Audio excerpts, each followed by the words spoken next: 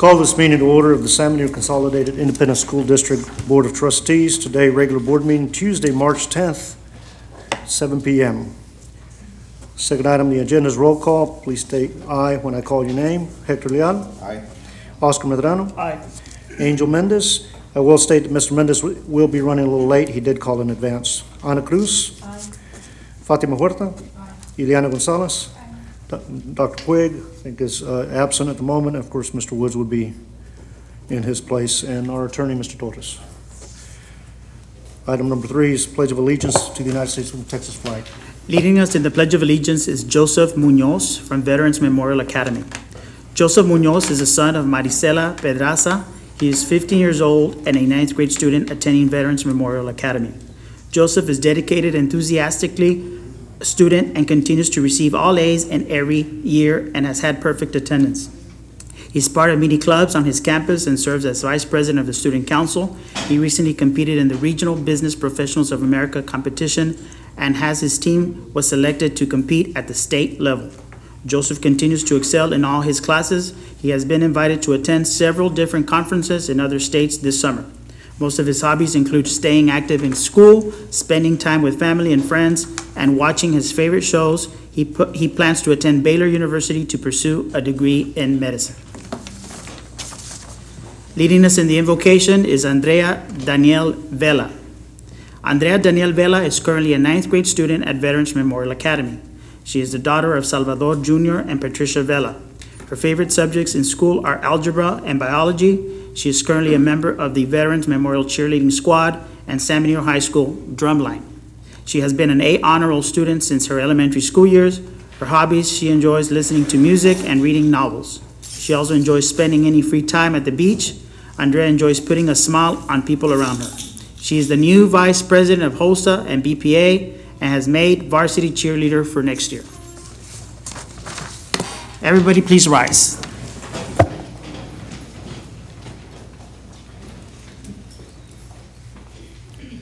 I pledge allegiance to the flag of the United States of America and to the republic for which it stands, one nation, under God, indivisible, with liberty and justice for all.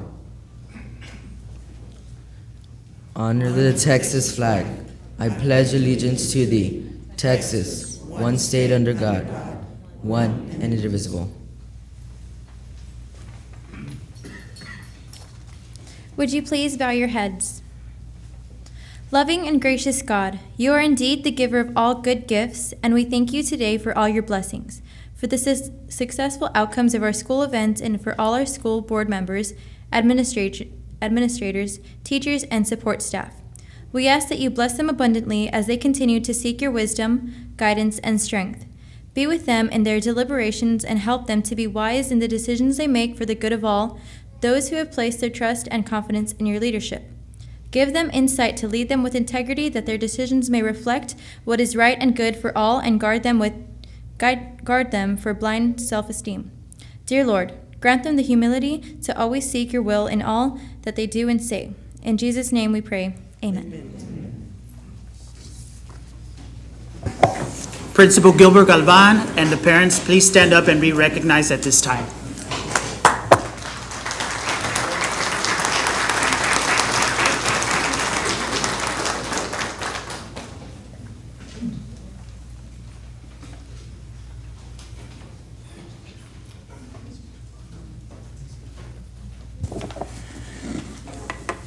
Before I move on to special recognitions, I do want to advise the community that, of course, Dr. Puig, our superintendent, is not available today.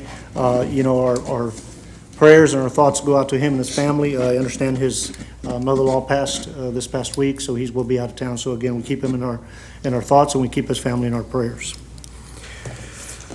Next item on the agenda is special recognitions. Ms. Longoria. We have several groups that are joining us this evening. And the first group that's on the list are members of the athletics department, San Benito High School. These are the varsity and junior varsity girls wrestling team. The junior varsity was declared the East Zone champs, And this is the first year that the JV wins district title, according to their coach, Mr. Crispin Lopez. And the varsity was named 6A district runner-up, 8th at Region 4 tournament. And the honorees are Rosa Caballero. And we have Ms. Ileana Gonzalez, our board member, doing the presentations.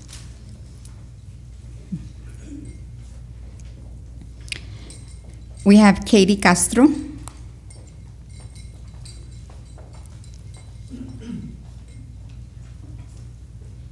Valeria de la Fuente.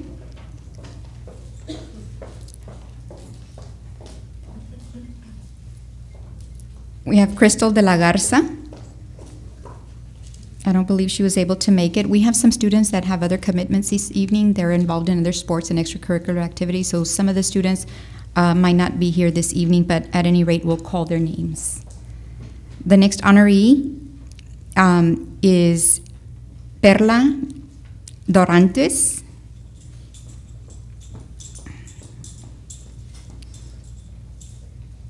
Paula Gonzalez.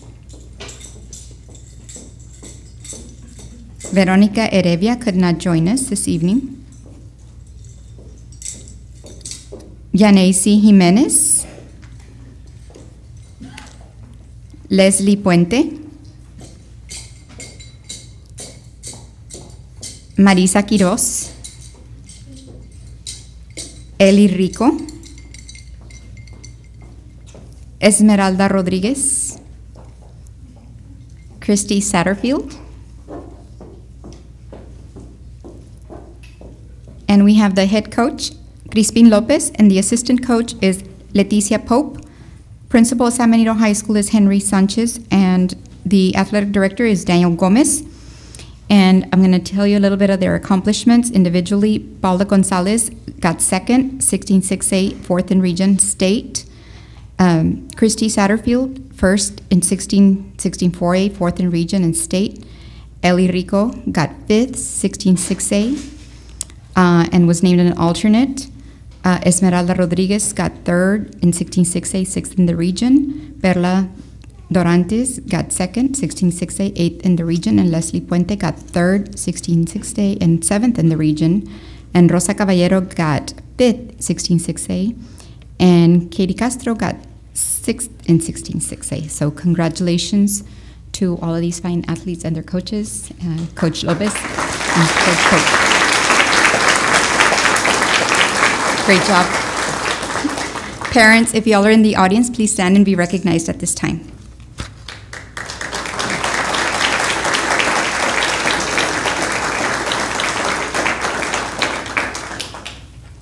And out of this whole bunch that you see here, the whole group, the athletes, we have 2 seniors on the squad, so we'll see a lot of them returning next year, which is great for our school district, right? It's awesome. And Coach is happy because they're returning.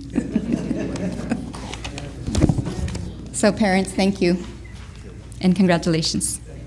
Mm-hmm.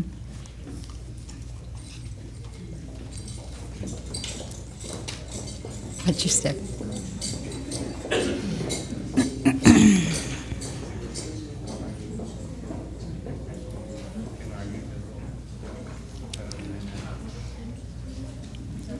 We're going to call on the next school, Veterans Memorial Academy. And we have Mr. Hector G. Leal, our vice president, doing the honors for this next group.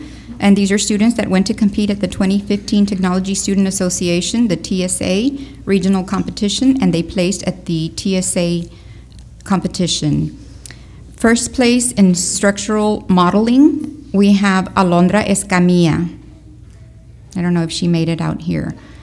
Another winner from VMA, Rosbel Gonzalez.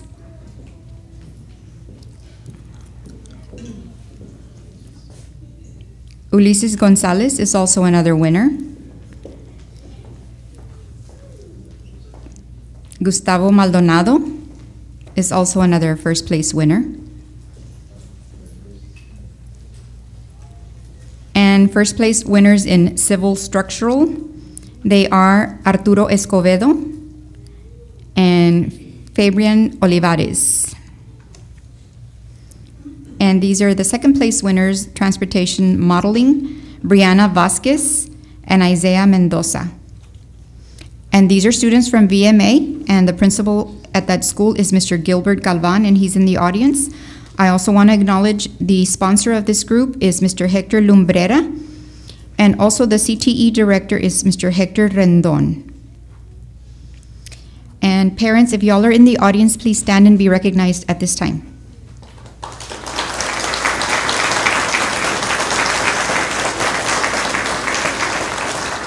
And congratulations to these students that went to compete at regional competition. This was on February the 14th in Brownsville, and they advanced to the Technology Student Association State Conference. And this is going to be held in Waco, Texas, April the 9th through the 11th. So we want to wish them continued success. Congratulations.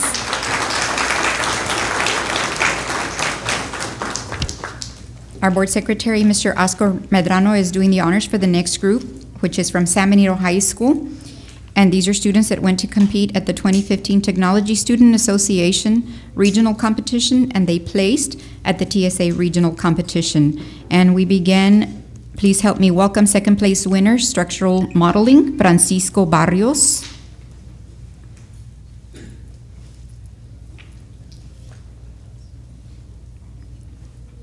The next honoree on the list is Luis Ramirez.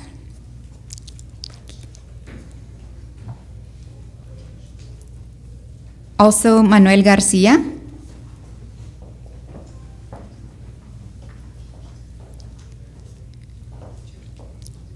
And another student that made second place in flight endurance is John Rodriguez.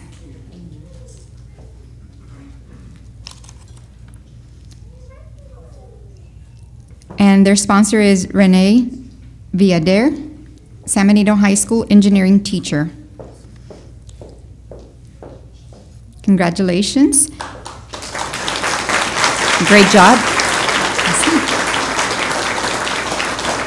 And these students competed at the regional competition. This was held February 13th and 14th in Brownsville, Texas. They're going to be advancing to the Technology Student Association state competition, and that's going to be held in Waco, Texas, April 9th through the 11th. So we want to make sure that you guys go out there and represent our school district, our community well. We're very proud of you, and we know that you guys are going to do an awesome job, and thank you for an awesome job that you do with these students.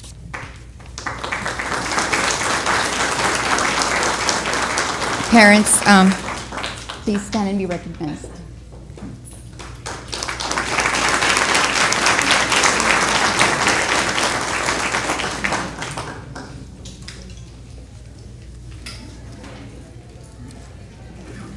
We have another group here this evening from San Benito High School, and these are winners of the District 13 Skills USA Leadership and Skills Conference.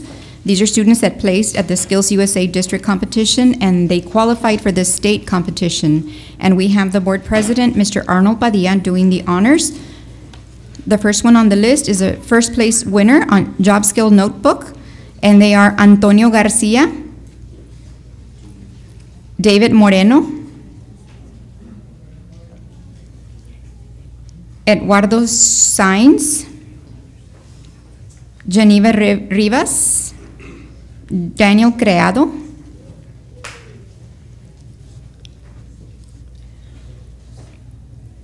and the next group of students placed third, and this was on a hands-on contest, and they are Daniel Creado.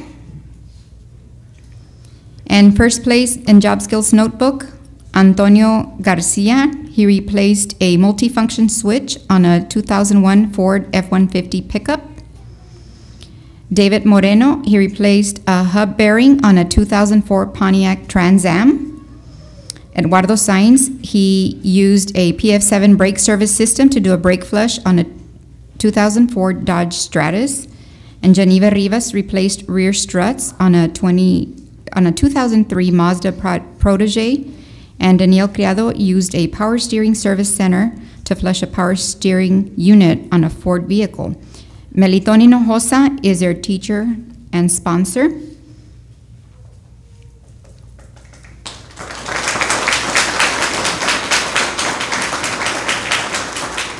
And these students are getting a lot of hands-on skills and opportunities, and they're part of this awesome program at San Benito High School, where they do get certification.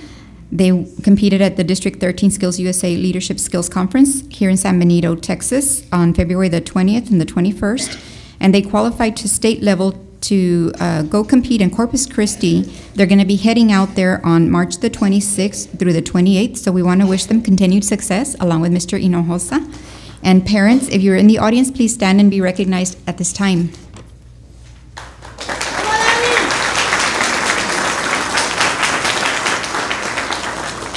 Congratulations and good luck at state. We have another group from San Benito High School that is joining us this evening, and doing the honors is Ms. Ana Cruz. She's one of our board members. These are students from the District 13 Skills USA Leadership and Skills Conference that they placed at the Skills USA District Competition, and they will be advancing to state. And please help me welcome Amarin Beltran, third place winner, Construction Materials Identification. Also, Eric Cruz, second place winner in Plumbing. Alejandro Contreras, first place with the project.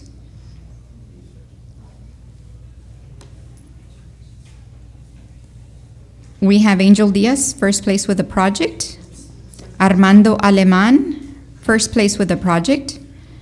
Marcos Garza, second place, Teamworks. And Rene Gonzalez, second place, Teamworks.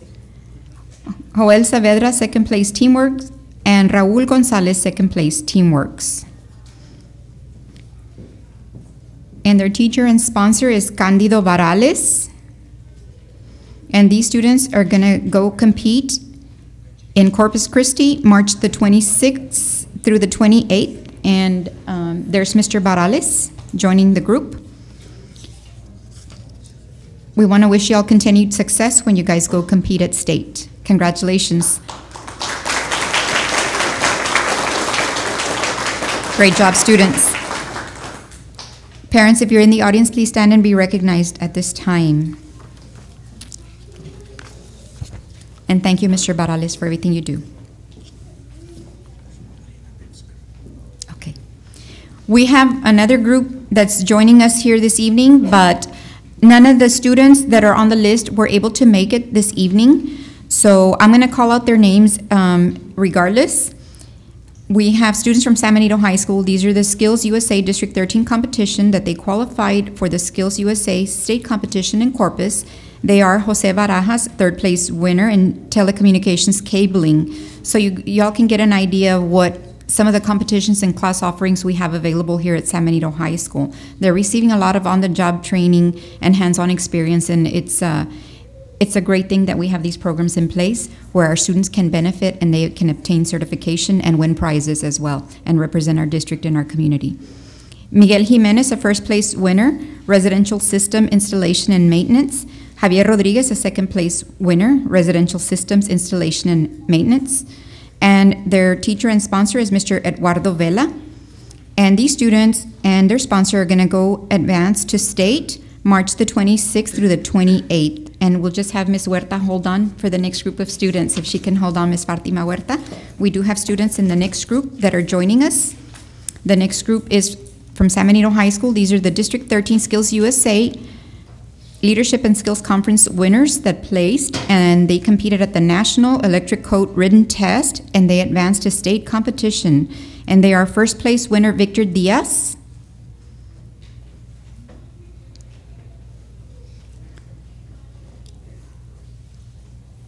second place winner Matthew Aguirre, and third place winner Abraham Hernandez.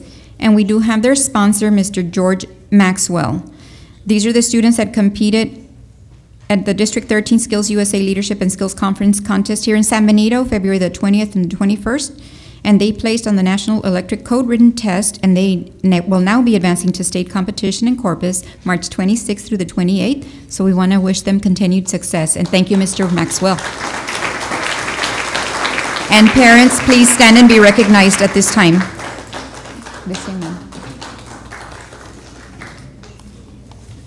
And thank you, Ms. Huerta, for doing the honors. Another group from San Benito High School. These are the District 13 Skills USA Leadership and Skills Conference first place superior rating winners with a photo project, and they're going to be advancing to state competition. And we have Miss Ileana Gonzalez doing the honors for this next group. Dakota Jones earned a first place superior rating, and Victor Vega earned a first place superior rating. And the parents, the teacher and the sponsor is Paul Hernandez. And I don't know if Mr. Hernandez was able to join us this evening. These students competed at the District 13 Skills USA Leadership and Skills Conference here in San Benito, Texas, the 20th and the 21st of February. They placed first in their digital picture projects, and they're going to advance to the state level competition coming up here March 26th through the 28th. Parents, if you're in the audience, please stand and be recognized. I know his mom is here. Congratulations.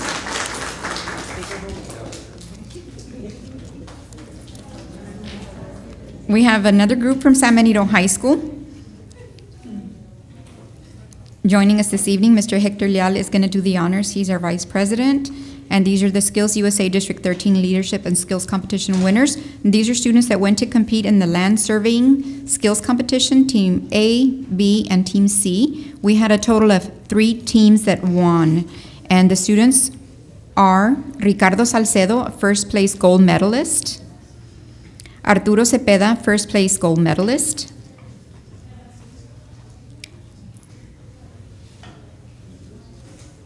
Miguel Muñoz, first place gold medalist. Roberto Villanueva, second place silver medalist. Eduardo Martinez, second place silver medalist. Kendra Cameron, second place silver medalist. And Rebecca Gutierrez, third place bronze medalist. Their sponsor is Mr. Jose Reyes, and this is the architecture presentation and design instructor. And these are students that are enrolled in San Benito High School's CAD club. This is a drafting club. They won their gold medals, first place, second place silver medals, and third place bronze medals. And of course, now they're gonna go and advance and compete at state, March the 26th through the 28th at the American Bank Center in Corpus Christi, Texas. Congratulations to these CAD students for a job well done. And parents, please stand and be recognized at this time.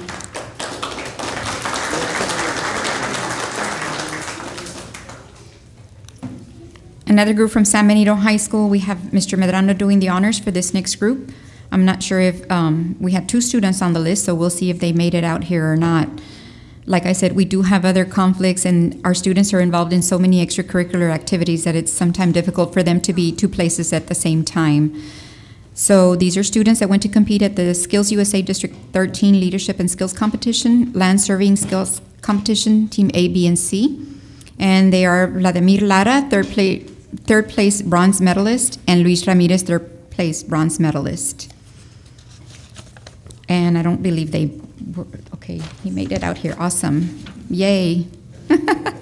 Jose Reyes is a sponsor, and he is their design instructor. And these are students that are going to advance again to the American Bank Center in Corpus Christi, Texas at the end of the month. So congratulations on a job well done. And we wish you continued success. Parents, if you're in the audience, please stand and be recognized. Great job. We have more recognitions, and we have our board president, Mr. Arnold Padilla, doing the honors for this next group. And these are students that do the audio-video career pathways. This year they selected La Villita. A lot of residents here remember La Villita, so they produced a video. And there was also a photo that won, the spider photo, that these projects are going to be, this particular project is going to be state-bound. The first student on the list is Joseph Garza, a first-place winner. Great job. And there you see his spider photo that is advancing to state.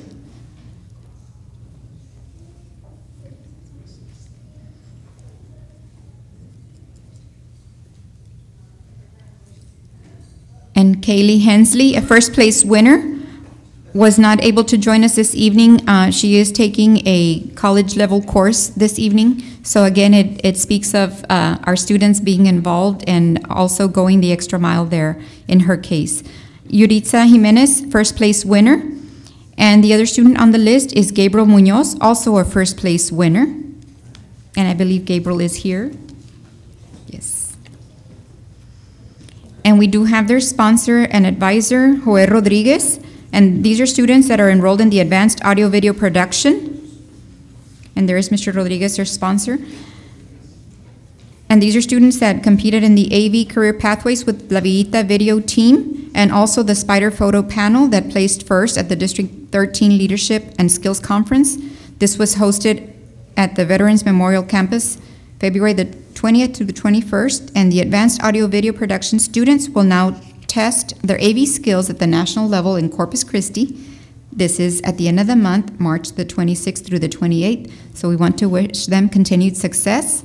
Parents, if you're in the audience, please stand and be recognized. And I do know we have proud parents over here.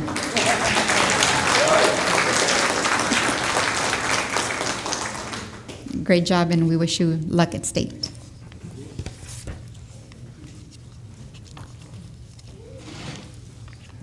We have another group from San Benito High School. These are the skills winners.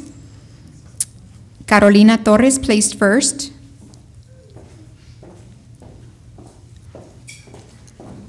With her hair cutting project. Lily Bejaran also placed first. Marta Garcia placed first. Courtney Hernandez placed first. Ashley Ochoa placed first. Emma Ibarra first. All of these are first place winners. Adriana de Leon, Priscilla Garay, Rebecca Hartman, Dalia Lopez, Irene Lopez, Adorina Mendoza, and their teacher is Susan Lopez.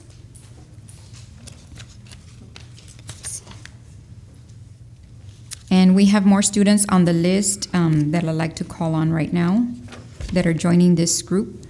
We have Karina Robles, first place, Marilyn Rodriguez, first, Destiny Sandoval, first, Marco Vega, first, and Miriam Yanes, first.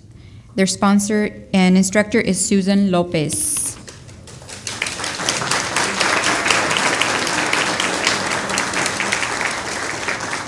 And these students went to compete at the District 13 Skills USA Leadership and Skills Conference. It was held here in San Benito, February the 20th and the 21st, and they are now ready to go compete at state, and that's great, and that's wonderful, and I know that they're going to be doing exceptionally well there at state.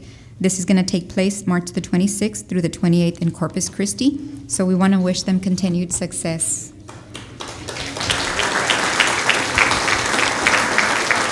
And parents, if y'all are in the audience, please stand and be recognized at this time.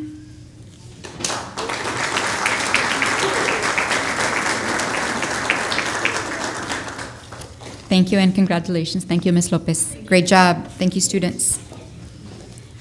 And that concludes the special recognition portion. As you can see, we had a lot of recognition this evening. So thank you all for being patient. Thank you very much, Ms. Longoria. As always, the School District of San Benito has talented students, and we see them every board meeting. And I'm glad to see that the amount of students we continue to see this year keeps expanding and expanding. It's something to be really proud of. Next item on the agenda is the superintendent's report.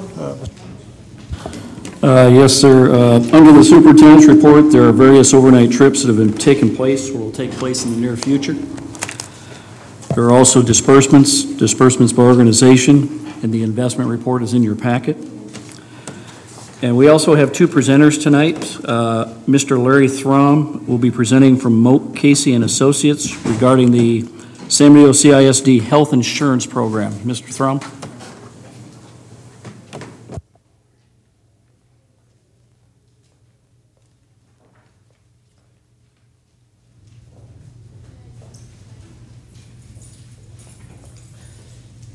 Thank you, Mr. President. It's good to be back.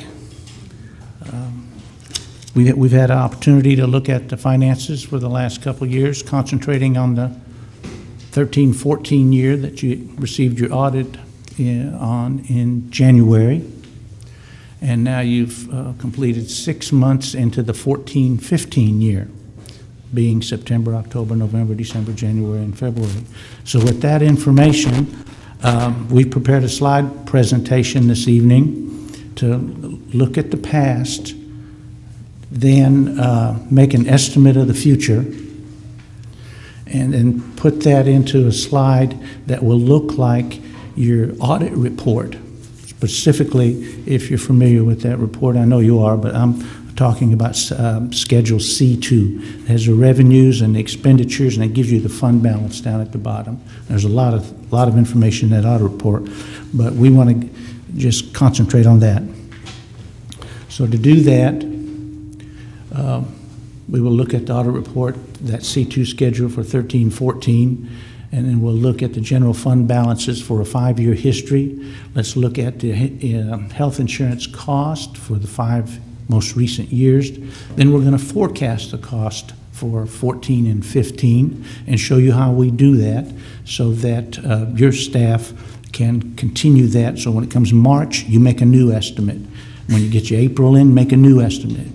You get May in, now you got 9 months down. You can make you're going to get closer and closer to this estimate at the end. And we've done this many times, and your staff is very capable of doing this. I might also compliment, I'm not up here to necessarily name names, but there is one, Emma McCall, that I've had an opportunity to deal with. And this lady has been a valuable resource. If she didn't know the answer to the question, she knew where to get it. Sometimes you have to run a report and et cetera. You don't have all this stuff at your fingertips. But the report that you received, the most recent one, the 14-15, was an unqualified report. And all the reports before that were unqualified. Now what that means is that Emma prepares all this, and her staff prepares a lot of information, and the auditors come and audit that information. That's what they're doing. They're auditing your books. And when they audited your books, they could find nothing wrong with your books. And that's called an unqualified opinion.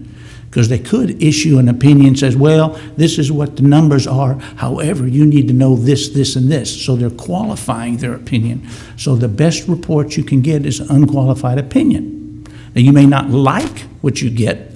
You may not like how the numbers turned out. Well, we made a loss, didn't make a loss, whatever, if you're in a business or if you're in a school district or a city or county. But the important thing is the numbers are correct. All right?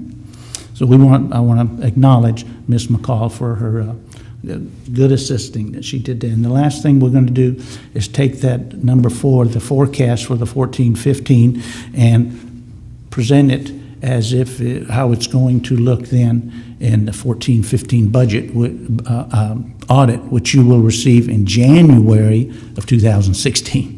Remember, audit, the year's over in August, but then it takes 4 months, and the 5th month in January you get the report, and the year's half over before you find out how you did. But there's 1,028 other school districts out there that's in the same position. So if we look at the 13-14 audit, this is right out of the audit. These are not made up numbers. The revenues for 13-14 were $97 million. You had expenditures of $94, and so the excess of revenues over expenditures is $3.6 million. So if you stop looking there, you say, boy, we had a good year. We didn't spend all our money, and we're to the good. Revenues are over expenditures. But in fund accounting is different. And I know Mr. Padilla knows about fund accounting because he works for a city. And schools and cities and counties and universities use fund accounting. This is not what businesses use. That's a totally different type of accounting. But governmental agencies, throw colleges in there too, use fund accounting. So nonetheless then, but you had some other revenue that it's like revenue, but in fund accounting they don't call it revenue. And you sold some property, whether it was real, which would be land, or it's personal. Maybe you had an auction for some buses or some computers, or somehow you sold something for total of aggregate of $23,940, and then you had some other resources that you received cash for of $330, and I do not remember what they were, to tell the truth. And then you had some transfers out. Some other funds needed some money from the general fund, and you transferred out $13,765,000. The change in the fund balance then if you got a plus 3,000,006 plus the 23 plus the 330, it's about $4 million. So you subtract the good 4 million with the negative that you sent out, 13.7, and that's how you come up at the end of the year. Your change in fund balance is a minus $9.7 million. You began September of 2013 with 18,015,000, but now you take away the 9.7 and you're left with 8.2. And so 6 months ago you had $8.2 million. And actually, you probably still have that 8.2 sitting there today. Yeah, you're getting ready to start spending it, and we're going to look at that in just a minute. If we look at the transfers out, what made up that $13,007,000? You had a transfer to health insurance for 6.7, debt service took 5.1, transportation 1.7, and print shop was 1.43. Well, the debt service, transportation, and print shop, you've had those type of transfers every year. They're not new to you. They weren't new to Ms. McCall. She budgeted for them. But you never had to transfer $6,768,000 over to the health insurance. That was the big surprise in the thing, the largest. Remember, the total amount that was a negative was $9.7 million. And this explains 6.7 of it. We're going to do some more work for you on a staffing report, and I think we will find out where the other $3 million were spent with additional staff. But all school districts spend about 85% of their money on payroll costs. 85%, up and down the road, 77 or 281 or 35 or 45, or about 85%. Payroll costs. So when you have great differences, the first place you want to look is payroll, because there isn't much left after that when you get done paying for gasoline and heating and air conditioning and gas for the heat the buildings and some supply cost and et cetera. So we'll look at that. But that just is a clue where that other $3 million is. So then the surprise was at 6.7. The fund balances for the last 5 years. I look at this because the number one indicator, I get to talk to a lot of school boards around the state, from Amarillo to the Valley to El Paso to Beaumont. And I named those because I've dealt with all of them at one time or another. And if you look at the history of the the fund balance, is the number one indicator on how well managed that entity is. You don't look at the expenditures and the revenues and the transfers.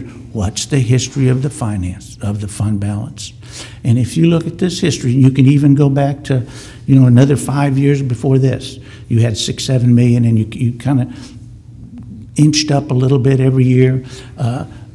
Almost every school in the state in 2010-11, that's when the state of Texas had that $4.5 billion cut back to all the school districts, and we let tens of thousands of people go across the state. Okay, so you had 15.7, then you went to 14 down, and then the next year you came up 2.4. Then the next you came up $800,000. This is a well-run school district, and then you had a hiccup, and you didn't really know that the hiccup was there until in the latter part of the year, right? You kind of changed the plans up good, everything's running good. But there were some indications to staff that, it doesn't look like we're going to have enough money for this. And then the transfer is going to be greater, because you can't cut people and save you any money on your hospital costs, on your hospital insurance, and not really, $330 a month or something. So you ended up in 13-14 with $8,291,000. So I kind of want to set this in there because you've done a good job. I go to a lot of school districts. By the time we get to this stage right here, it's a spiral downhill for 4 or 5 years, and they're in a much worse shape. We've identified the problem, and we're going to give you a solution, and that's our job. I don't sell anything, and my only clients are school districts. That's all our company does, is just work with school districts. I can't help the city of San Benito. I can't go down to Brownsville City. I can't help Cameron County. I'm not an expert in that. But we do a pretty good job, and we just deal with school districts. So the next slide, We look at the health cost for the current year, 14-15. I'm going to show you our methodology and show you where we think we're going to be at August 31st. Now, if you look at September 30th, your hospitalization insurance cost for that month was $1,894,000. To the right of that is that $1,894,682 year-to-date expenses. How much have you spent year-to-date? 1 month? You got it. Now, if you take that and if you put it on a trend line, it only has 1 month, so it's assuming that you're going to spend $1,894,682 every month for 12 months. And if that would have occurred, you'd have spent $22,736,000. So we come up then and we add October 31st to it. We spent $1,132,000. Now we've spent total of $3 million in 2 months, but because that's a much lower number, the trend line doesn't get you to 22. Now the trend line's at $18 million. The third month, November, $874,000. Year to date, $3,009,000. Trend line now says you're going to spend $15,600,000. In December 31st, you spent for December $1,184,000. In the first 4 months, you spent $5,086,000, and the trend line sitting at $15,258,000. Now we have January. We've paid that, so that's our 5th month. $1,039,000. Year to date, $6,100,000, and our estimated yearly cost, $14,700,000. February, we spend $1,003,000. Our year to date, $7,400,000. We're at $14,900,000. Now, to determine the next number, March, we take the prior 3 months. So we take the February $1,003,000 plus the January $1,039,000. Plus the December 1,184. Add those up, divide by 3 to get a new trend line, and our estimate then that we think that March will be $1,186,000. That's trend line. Could be more, could be less, but it's an educated guess based on actual numbers from the prior 3 months. Okay. Now, then we think that's going to end up at $8,600,000. And the yearly cost comes down to $14,839. We think that's what it's going to be on August 31st. Now, at this point, we can't do April and change that number because the only number we know for sure is that $1,186,000. So put it in March, and you can see what happens there. And we'll continue that for 4 more months, May, June, July, and August. And that's what the trend line shows. You're going to be about 14.5. Now, you will go, and Ms. McCall has this software, and she's going to be able to put the new number in there each month, and it's going to give you the year-to-date and the estimated August 31st, and she'll do that, take the prior 3 months, divide by 3, and put that in there for the next month, and you're going to, in another each month, you'll just get much more accurate. And by the time you get to the end of May, the year's practically over, and you got 9 months worth of data. But after 6 months and the last 3 months being all over $1 million, we can reasonably estimate, what's going to happen in the next couple of months that's going to bring that $1 million down to $800 or $700.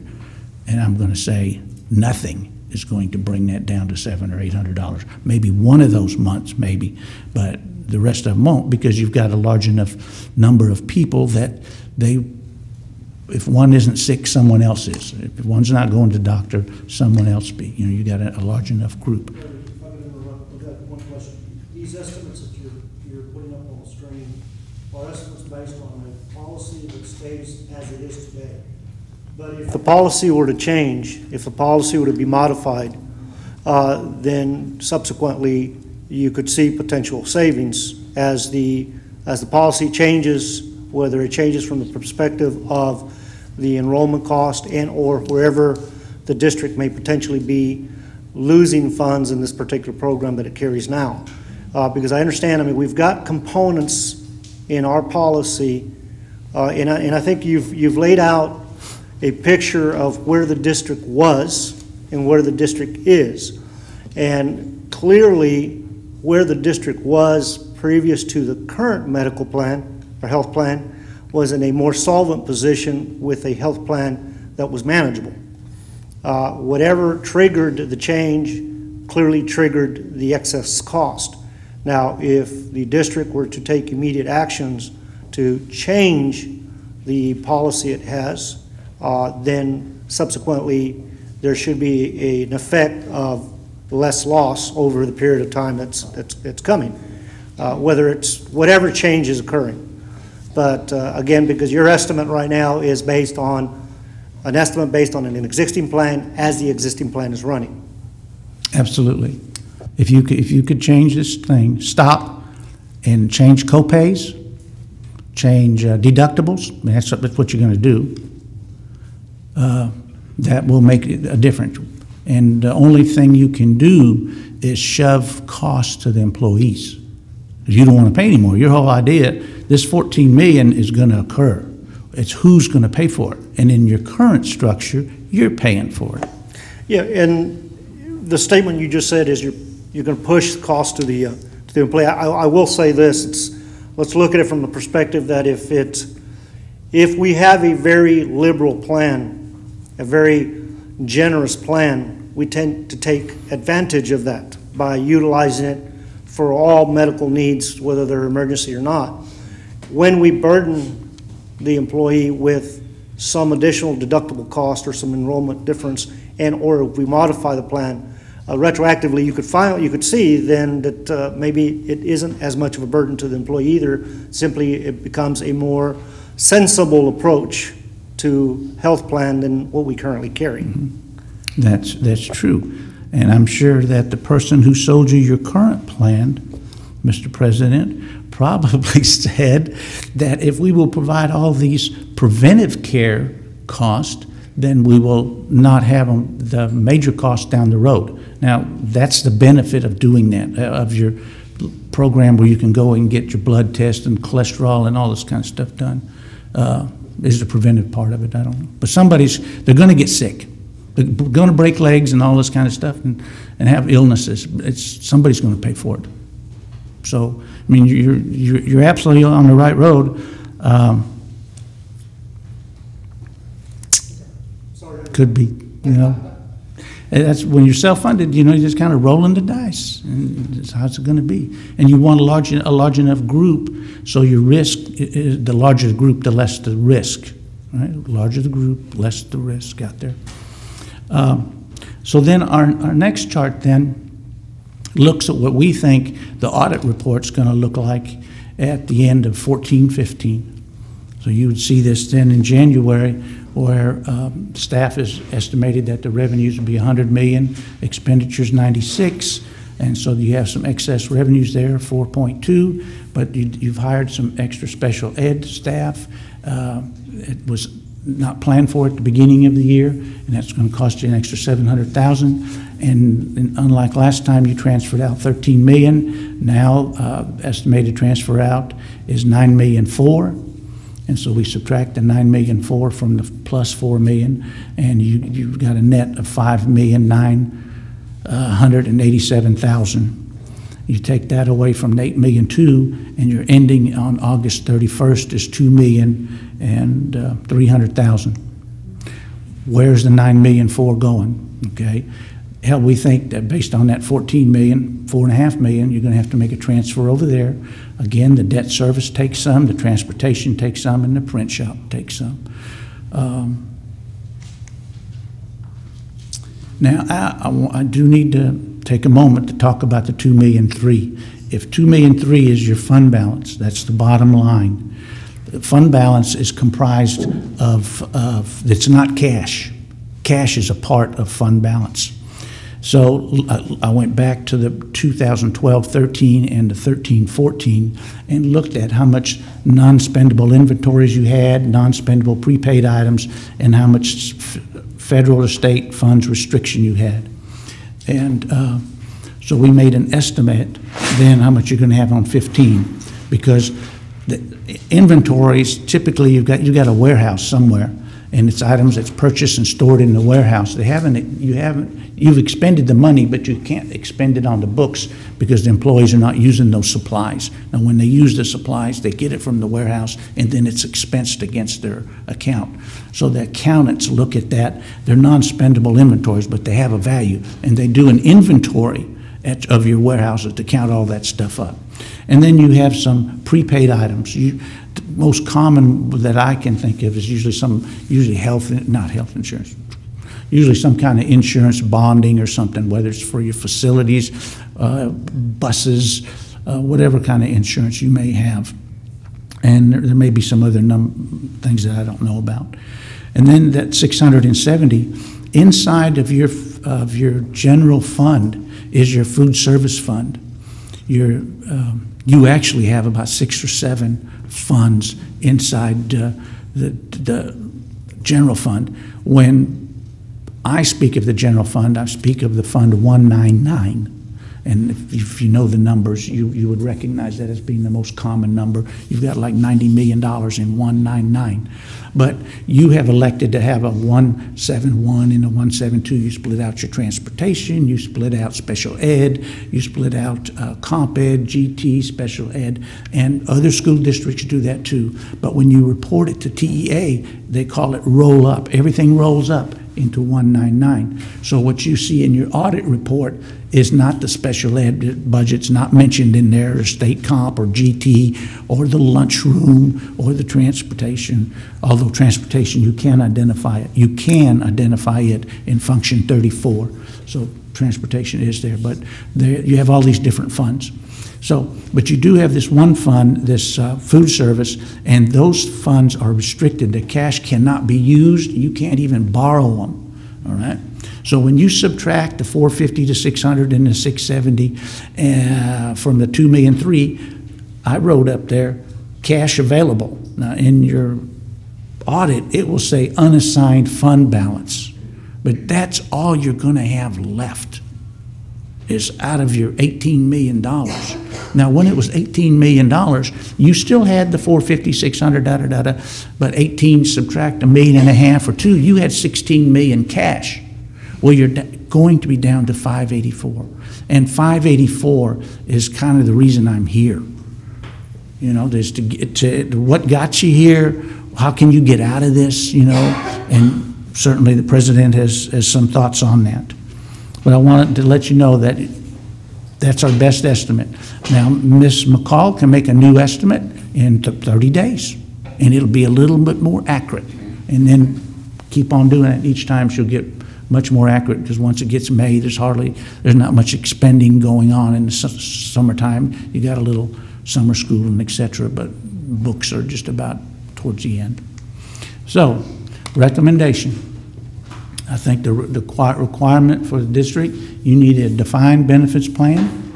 That's not hard. You can get any company to give you defined benefits, what they're going to pay on. The difficult thing, you need defined premiums. We think that you shouldn't be in the insurance business. You know, you're in the education business. You got 1,700 and some employees, I believe. Probably 900 of them are teachers, and everybody else is a support to that teacher, whether they're feeding the kids, driving the buses, the custodians, the maintenance workers, whatever. It's support to the teachers, the counselors, etc. You're in the education business. But I don't believe that your expertise lies in managing large health insurance plans, especially self-funded. Because self-funded, you can buy some insurance, and your insurance agent will talk to you about that you can cap your losses. Well, the more risk you take, the cheaper that insurance is, because you're taking the risk, not the insurance company. So if you want to say, you know, you're going to cap your losses at 10 million and no more, and go out for insurance, and they see how much your premiums is, and they can easily figure out these guys are just barely getting 10 million. And then they make an estimate and says, wow, they're going to spend 14. Well, if they want to pay us a couple $1 million for insurance, we'll take a risk. But the risk is going to be, you know, they're in the business to make money, they're not going to just give you a bargain to do that, because you can kind of estimate what the cost would be. And especially you have the history, and they typically go back, I'll just tell you a little shop talk for insurance, they typically go back 39 months. That's kind of the industry standard to develop a rating structure for you. So we get down then, we don't believe that there should be no risk to the district or the taxpayers. I don't see why it shouldn't be in a risk business. Tell me how much it is, we'll either afford it or not. And then lastly, we recommend the district approve a resolution to join with 940 other school districts and public school districts in the state of Texas who receive the health care through the Teacher Retirement System of Texas. They put that in, I'm going to say maybe 15 to 20 years ago they started that. TRS Care, been out there. So the state assumes the risk, and they've got a big pool. It's almost 500,000 participants, employees, people, plus the kids and the spouses on top of that. It's very large. And with that, I conclude. No, do I conclude here or not? No. Implications. What if you don't do that? Well, there are some negative things that can happen. The possibility of losing control of the local school district. We'll say, well, what do you mean? I was elected. I'm a trustee. Yes, you are. But the first thing that can happen to you is the second thing up there. Texas Education can appoint a monitor. And a monitor will be appointed, and you will have your meetings. I've attended many of these meetings, and the monitor sits over there, and whatever the monitor says goes. Right? But you are still the board, and as long as you do what the monitor wants to do, then everything runs good. But you're going to be on a different trajectory because they're trying to save you, and they're trying to save you, this district, whatever district it is, with their elected officials. But if you decide that you don't want to do what the monitor wants to do, then you will find that there will be a master, and it's a group of masters. There will be 4 people from your community that will be appointed by the Commissioner of Education, and there will be 1 person from outside the community appointed by the Commissioner of Education, and they will be looking for, they will talk to the politicos, they will talk to the county people and the city council and the judges and say, all right, who would be some good people that we can get 5 people on the board to act as this masters. And when they appoint the masters, they appoint them for 2 years. So for 2 years, they will be sitting up there, and you will be sitting wherever you choose to sit, but it will not be at the dais, because they will be running this district for a 2-year period. And then at the end of that time, you will have to stand for re-election and give it another try out there. Now, this is taking place in large districts, small districts, and all in between. Just doesn't happen to, some districts. But it does happen, and that's the way they do that. If you get down to $500,000, the district will be required. I've got a question. Yes. Let's clarify item number 2. Texas Education can appoint monitor or master. Are you talking about they set up a monitor over the insurance? No, monitor the district. Okay. So what you're saying is that we're at risk that TEA might send a monitor if we don't become solvent, correct? Yes. Okay. Just a clarification. Yeah. Because they've got the same audit reports, and they're looking at them, and they're not dummies up there. And they've got a vested interest. You raise local taxes for the M&O, something like $10 million. They're giving you $80 million. It's not like you're paying for yourself out here. They've got a lot of money invested in this district, and so they want us to see good use of their money, and et cetera. So when you get to that point, you're probably going to have problems with cash flow. The state pays you once a month and at the end, 25th of the month, 23rd, 24th. They got to pay you by the 25th. And again, Ms. McCall's very knowledgeable about the receipts, and you can actually look and see how much you're going to get paid in advance, so you know. And then you collect all of your taxes predominantly from about November 15th to January 15th. People going to pay. And the rest of the time, you don't have any tax money except for delinquents and some people that are late and making late payments. And then the fourth dot, the district's required to borrow funds to pay for minor emergencies. The reason you have a fund balance is first of all for cash flow, and then to take care of minor emergencies out there, things that happen. You need some extra teachers, you need some school buses, or something happens. You know, maybe you have to pay the deductible on a hurricane that comes through or something like that. But you need to have fund balance to do that. And then the board would lose credibility with the voters. And every time this happens, there's a lot of finger pointing and et cetera. The district's credit rating would be in jeopardy. The credit rating that you would have on you when you sell bonds, your bonds are rated. There are 3 rating agencies in America, the Moody's, Standard & Poor's, and Fitch, and they rate you.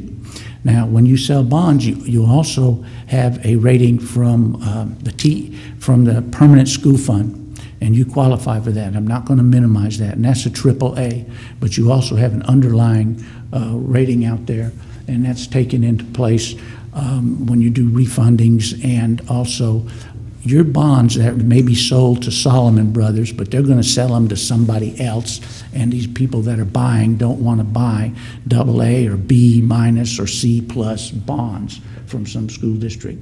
So just share that with you. And then the last thing, the good name of San Benito Consolidated Independent School District will be tarnished. You know, if somebody comes down here, the people are not going to forget about this too soon, because, you know, you do have some information ahead of time to make a decision. Larry, I've got a couple of questions, and maybe a statement or two.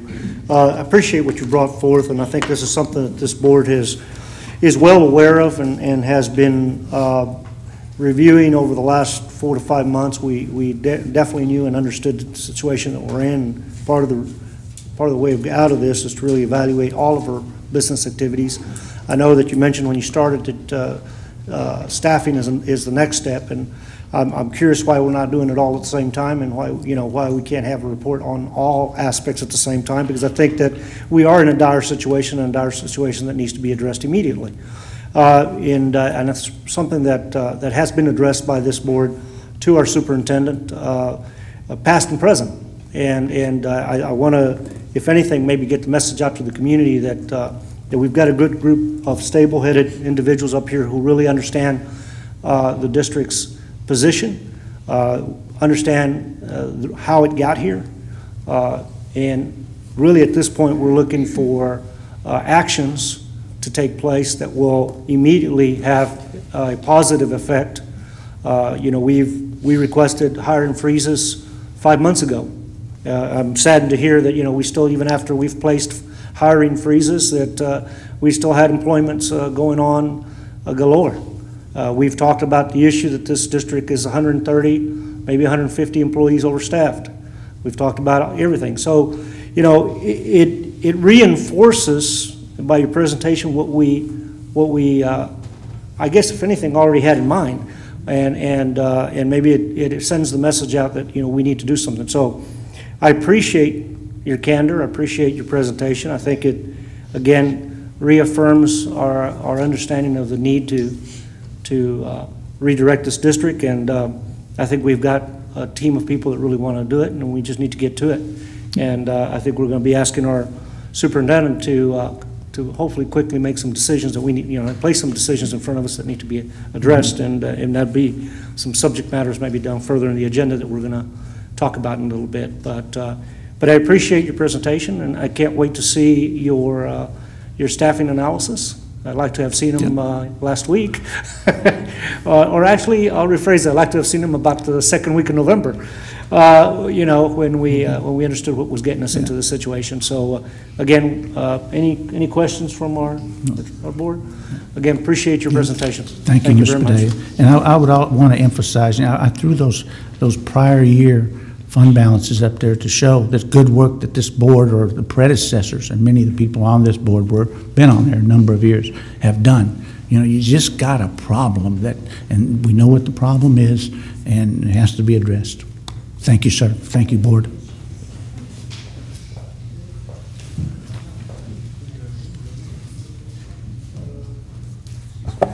Next item, I think under Superintendent's report presentation by Dr. Jess Butler on school finance, solvency, and budgeting.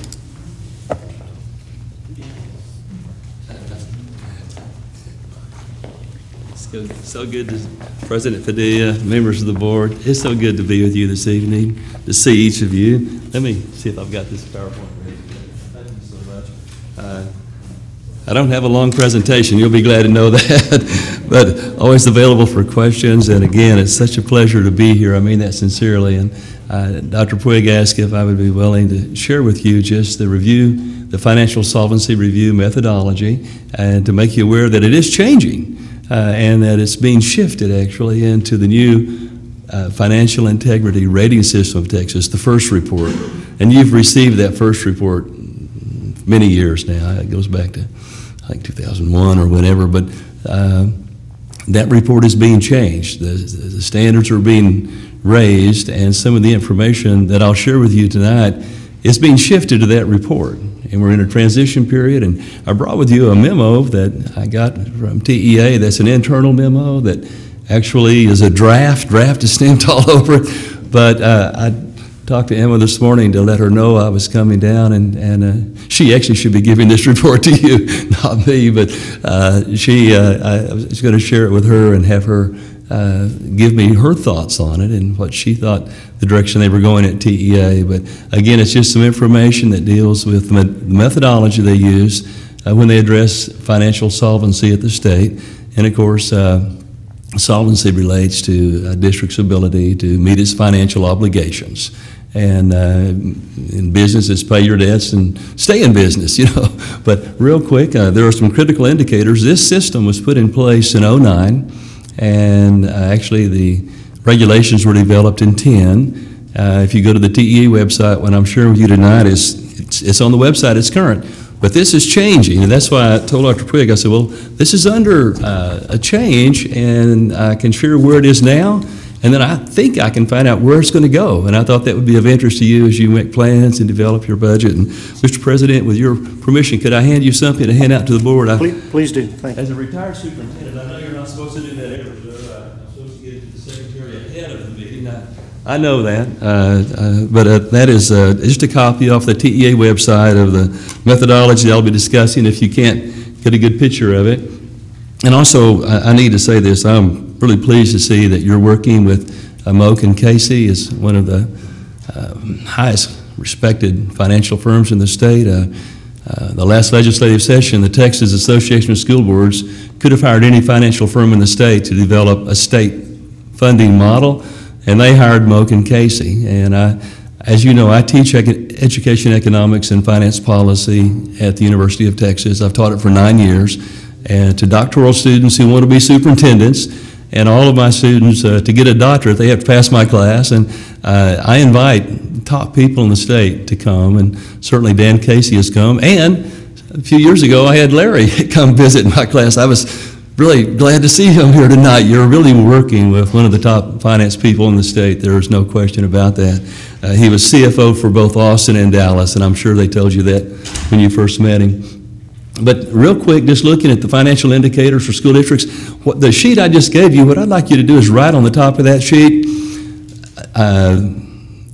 that this is the current system, but that it is going to change. It's being phased out, and it's being shifted. So what you're seeing, the information on this sheet literally is changing as we speak. This month, they're coming up with a brand new financial integrity rating system, and so what you're looking at is what we're under today, but it's going to change this month. So what you're going to get tonight is really current. Let me see if I can get this to go here. Here we go. Obviously, in 2009, House Bill 3 was passed by the 81st Legislature. They developed the financial solvency review for districts, and you can go to the TEA website, tea.texas.gov, A to Z index, and look at financial solvency review and get this same sheet, which is where I got this. But again, this is going to disappear. It is. But the issues, the critical indicators, they're not going to disappear. You know, those things they were looking at are still going to be the critical indicators for every school in Texas. Again, in the Education Code, they passed the law, and then the Commission of Education passed the rules, the TAC rules. That came out in December of 2010. if you look in your school district's policies, you can look at CFC legal and CFA legal and get a description of financial solvency. It's in your board policy, and I know you know that. But there are 4 critical indicators for the current financial solvency review, and the methodology they use, they look at 4 areas. The first thing they look at is the staff to student ratios, if they're outside the norm or declining. As you know, and I know this board, I know you so well, and I know you have a high level of expertise, and you don't need me to go into a lot of detail, but obviously money follows students. Your student enrollment and their attendance, that's a big part of your funding. And if you do a trend line over number of students enrolled, and attendance is the key, of course, but if you just do a simple trend line report, how many students have gone to school here, let's say the last 5 years, and how many employees, work here, if you see that the student enrollment is declining and the employees is staying the same, that's an indicator, that's a concern. Some districts will lose students and lose funding from that, but they don't change their staffing, and that's one of the indicators that TEA looks for.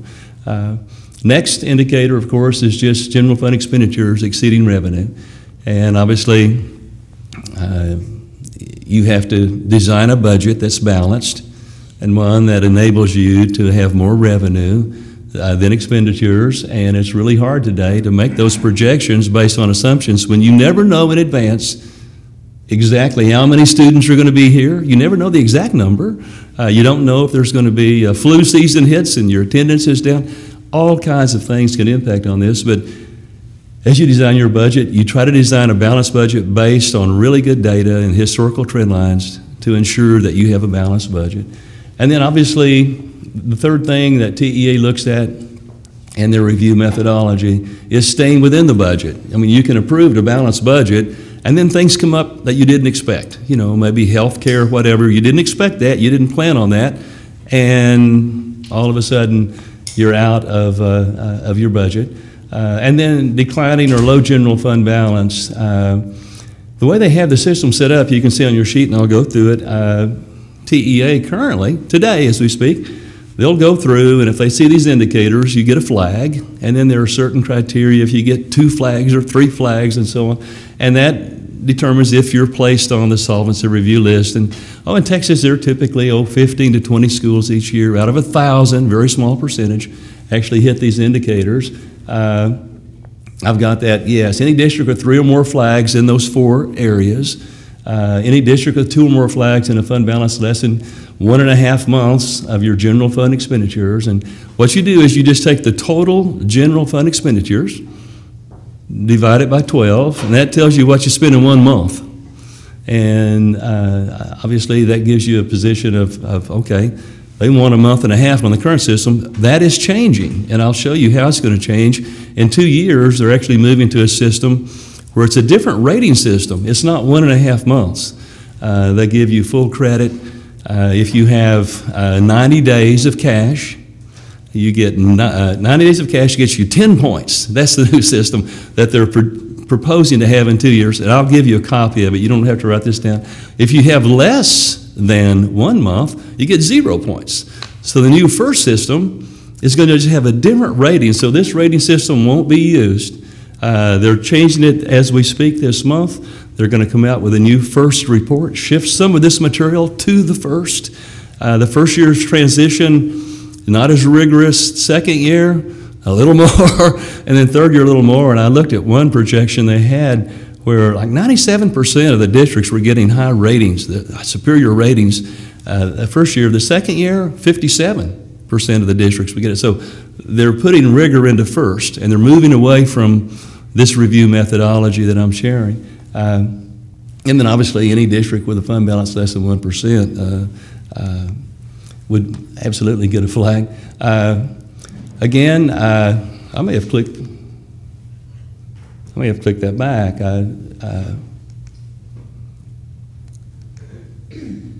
Good. Next, the 4 areas again: student to staff ratio, outside the norm or declining. Monitor your enrollment and their attendance. I mean, get monthly reports on that. I know your business office does that. And then obviously pay careful attention to your staffing ratios. Have really clear ratios for everything, not just classroom ratios, counselor ratios, administrator ratios, how many acres for the grounds, how many square footage for custodians, benchmark ratios. Build your budget based on those ratios, and then monitor your enrollment, because money follows the students.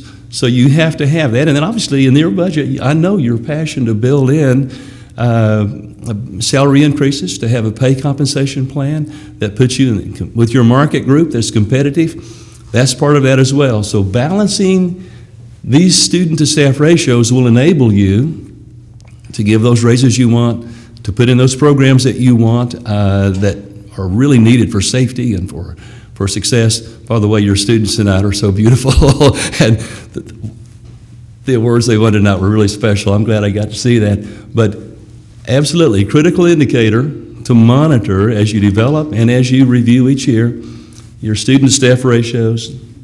Again, these percentages listed here are all going to change. General fund expenditures exceeding revenue, monitoring that, absolutely doing the projections, the trendline projections, getting budget to actual every month, projecting ahead. It's just critical. I know you have good support to do that. And then obviously monitoring consistently if you're exceeding the budget and what's driving that. The presentation I just saw, obviously your health care is driving the fact that your fund balance was hit. So making certain you have defined cost and getting clear on how you can control that. It's going to be terribly important to you. And then building a fund balance that enables you not just to have the high rating from TEA, because you don't care about that really. I mean, you do, but what you really care about is protecting the district. You do care about bond ratings. You do care about having that fund balance to protect you against unplanned costs that can come to any district at any time. Terribly important. Obviously, many districts on this current system are told they develop a financial plan, they submit it, the plan is monitored. It can affect your accreditation. Good news is, I'm here to give you something that probably no board in the state of Texas has seen yet, or very few if they have, and that is, if I can do this again, Mr. President.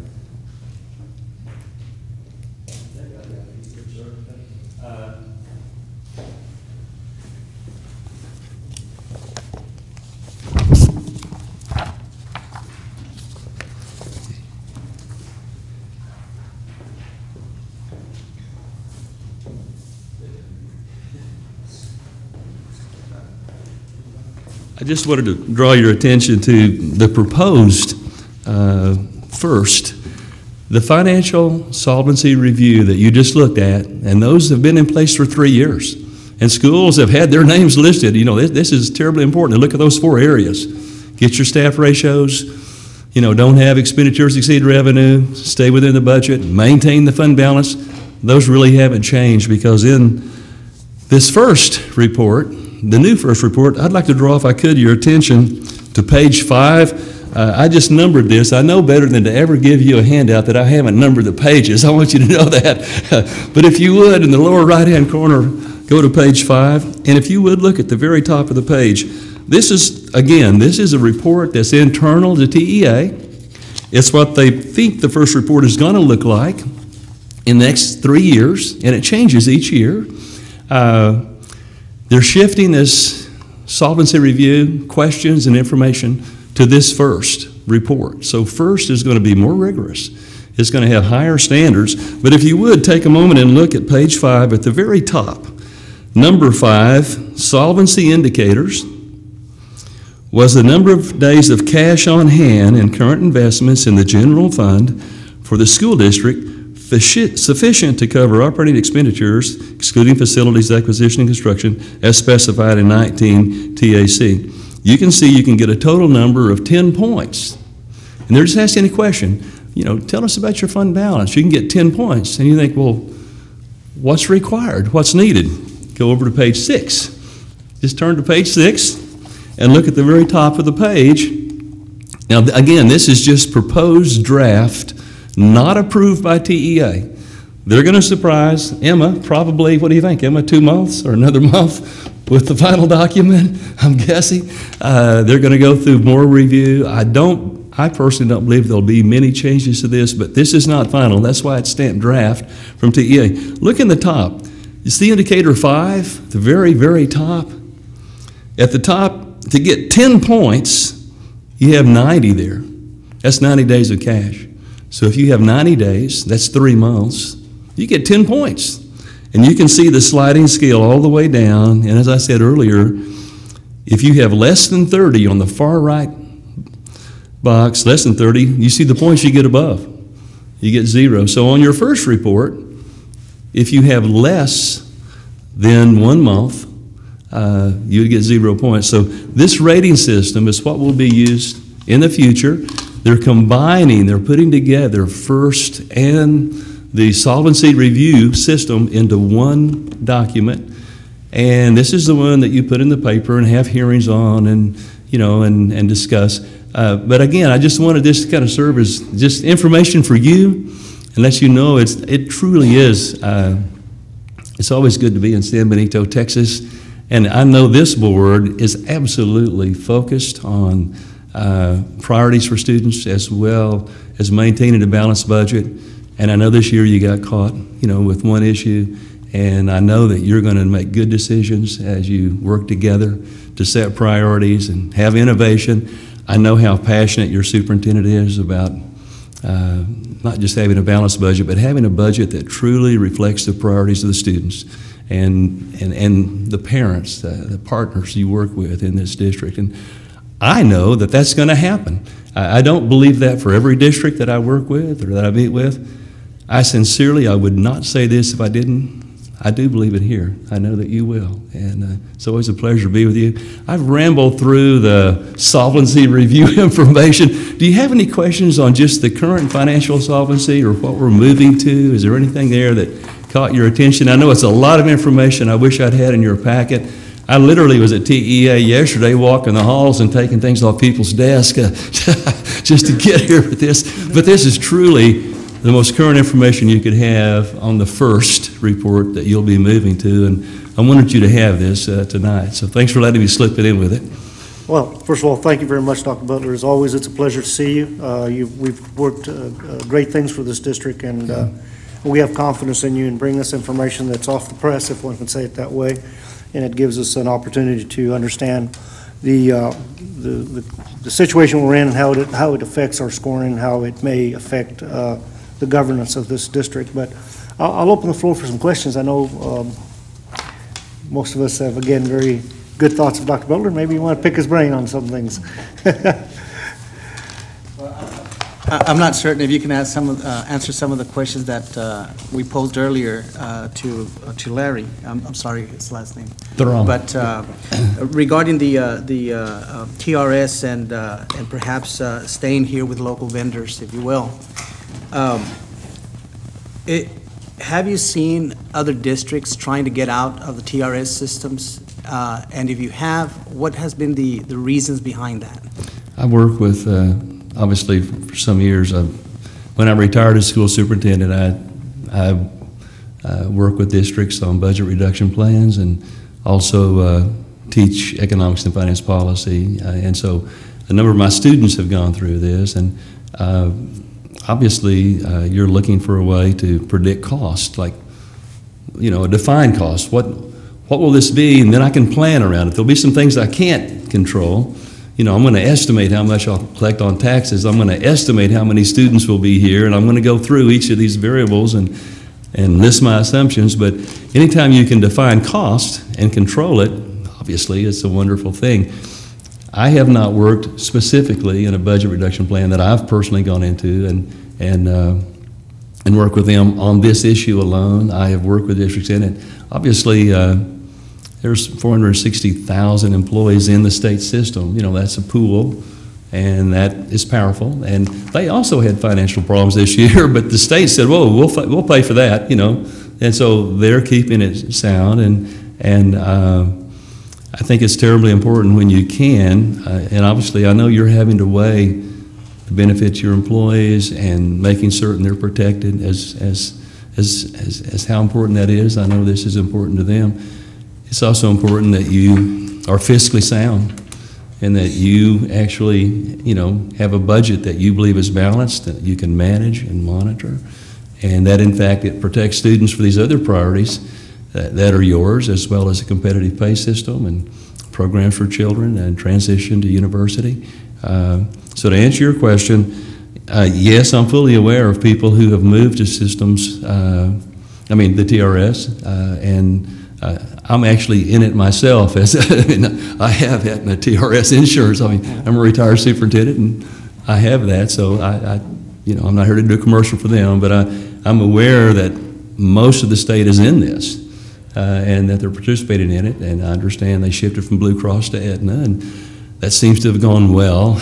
But to answer your question, I think whether it's healthcare or anything else, transportation, whatever, if you can predict your cost and control it, then you have more assurance that you have a sound budget. You can sleep at night, and, if you can think, I know I'm not going to have something come up that I didn't expect and I get caught. Obviously, that's why you want at least 90 days, of cash to protect yourself for these unexpected things that can happen. And obviously, the state system would enable you to define that cost, and you know what it is. And only you, I know you want to weigh benefit, cost, and control and quality. I know how much you care about your employees. But obviously, this is one way to control that part of your budget. It's very difficult to control. The healthcare business and the cost of that are just, very hard to predict. And it's nice if you can get someone to say, next year, this is what it'll be, and you can, I guarantee it's going to be this and only this. Oh, okay. Now I know I can really plan the budget that I want for these other programs for children based on that, with security, knowing that I can do it and protect them. So I'm rambling as far as an answer. I apologize. I have not gone in. I've done budget reduction plans for large districts, but the reason I went in dealt with those indicators we talked about, and it wasn't healthcare. Most of the state is in the pool right now, so there's not many that aren't. Could I maybe offer a thought and see what your thoughts are on it? We've heard a lot tonight. We've heard a lot from both Mo Casey and again from yourself as far as how this is graded. And again, we've, as I stated earlier, we've been visiting this issue for the last 5-6 months now. It's come to a head where we're really at a point of making some decisions. I understand there's some TRS requirements. If we're going to jump into the pool, we've got a deadline of April 1st. Yes. And I know that this board has expressed its concern to me, and I guess as president, and then themselves being very vocal on their own, that I think the board would like to workshop this issue, but in its entirety, not just the insurance component, the reduction in force component, if there's one that's needed, and all of the facets of what's going to get us out of this mess, not just one, so that when we make decisions, and we're probably going to have one workshop where at the end of this workshop some really tough decisions are going to have to be made, is we understand the plan as a whole. The plan from the reduction of force if there's need one, change of insurance policy, whether it's a change to another program or a change of the program that's existent. But I think that way, when we walk away from this, we understand that we made the decision based on all of the information available, all of the pros and cons to each one. And I think that way, because it is a tough decision. We've got some, again, no one came in here wanting to reduce staffing. Right. But we did come in here with one thing in mind, and that was raise salaries, okay? Yeah. And I think we've talked about that from a year ago. We said, yes, we know that our teachers are underpaid. Yes. And I think there's even been a proposal from CISD brought to us, yes, where $3.1 million would bring our teachers to the level of what we are locally. And I know our superintendent is tremendously aggressive and says that, he wants to see a 10-15% increase. He would like to be in that top quartile. Yeah, and, we all do. One way to do that, of course, is to look at your staffing ratios and look at the benchmarks, then look at schedule efficiency reports for every campus. You know, what's the current load for every teacher? How many students in each room? You know, where is how many acres do you have on grounds and square footage for custodians and so on? Once you look at all of that, and I mean every area of operation, you know the cost and you know the benefit.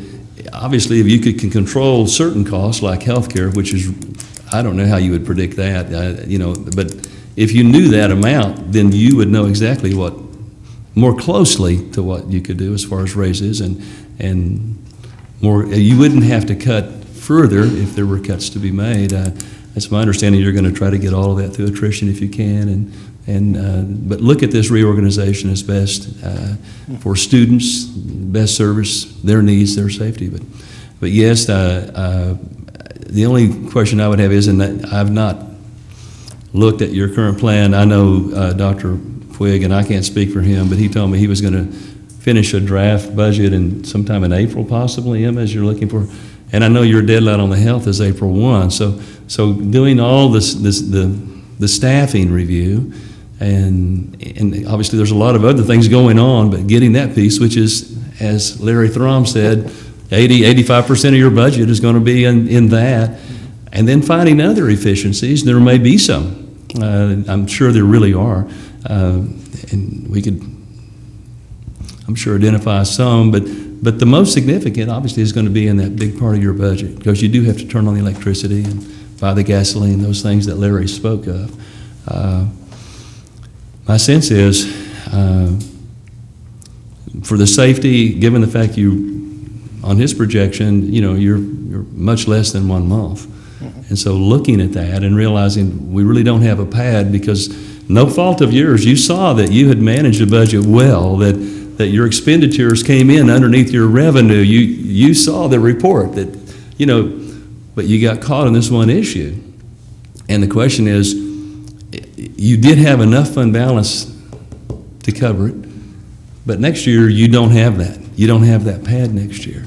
You know, there's no place to go except to get a bridge loan with a banker somewhere, and, you know, and obviously that would be flags. Even if you had a great plan to TEA, that would be something they would review and look at as far as your accreditation. And I know that's not why you're doing this, but that's obviously something that would eventually get there. Now, we're moving to a whole new system, so I don't even want to talk about that system, but I do believe that if you can predict your cost and you look carefully at, well, what's the impact to our employees, and listen to their concerns. And I know Dr. Puig had done a survey, I believe, and was asking them for their input.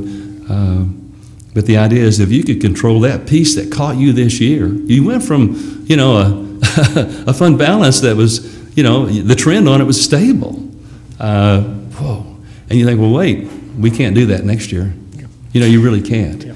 And what would that mean? What would we charge our employees if we tried to go back to an old system, still knowing the state's running a large pool and they, you know, had to put more in? So you're looking at this unknown, and anytime you as a board can define that cost, here is our cost next year in this one area. There may be something else that we don't know, but on this, we'll know.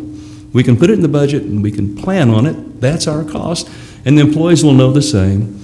Then obviously you've got a safer measure of you know, balancing that budget, and obviously that is, I know it's a difficult decision. I think the number I saw was that you were like putting in like 300 per employee, but you spent like 600 something? 330. Yeah, but you actually spent 600 something? So you think, okay, I know I can't do that again. You know, you do know that. And so the question is, what's our best decision? And obviously the recommendation from Larry, as I heard it for the first time tonight, was to, you know, define your cost. That way you can control it, protect the district, protect yourself, and then maybe even budget to start building up fund balance. Now, you normally save into your sweep about 1%, over $1 million anyway. So if you control that cost, you're going to pick up $1 million anyway, just because you don't spend everything in every account. But there may be some new needs you identify that you really want to, you know, budget for. like salaries, and getting, as you know, one of the 4 criteria is to get your staffing ratios in line. And doing that trend line report, you could certainly do that, you know, and look at that. But once, I don't know if you can get it done by April 1, though, Emma. That would be asking quite a bit, I'm guessing. I don't know where you are as far as your first draft. Well, you know, what I'm referring to is not necessarily budget itself. I think it's more of the plan as a whole to move us forward from where we're at today. Not necessarily a budget issue for next year, more of if we're making changes, these are the outcomes that we expect to see. Yes. Now, one of the key components that continuously I go back to on whether you go TRS or whether you redefine your plan is that you have an attrition value from what's already existent and has already been addressed, the medical attention that has already been received has a lag that is running about 6 to 7 months. So whether you change TRS or whether you keep the existing plan, we need to guesstimate to the best of our ability the lag, because that's still going to be that shortfall, irregardless of who you changed it. Right. So And you'll have to budget for that. Yeah. My sense is this is obviously this is a terribly important decision to all of you, important to your district. You know, obviously, the fund balance that Larry Thrum just showed you, you know, it's not good. it is something that needs attention, and I appreciate you tonight giving it your full thought and looking at the information. And obviously,